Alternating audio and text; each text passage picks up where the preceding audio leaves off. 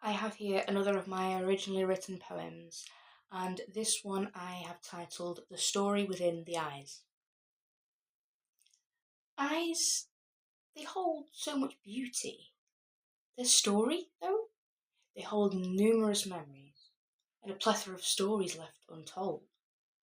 I only wish that I could read deeper and let their magic unfold.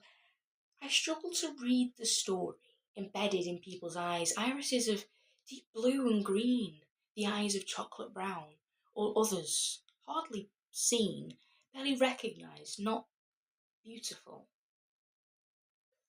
I know their stories are all bright and loud, but none can create a sound.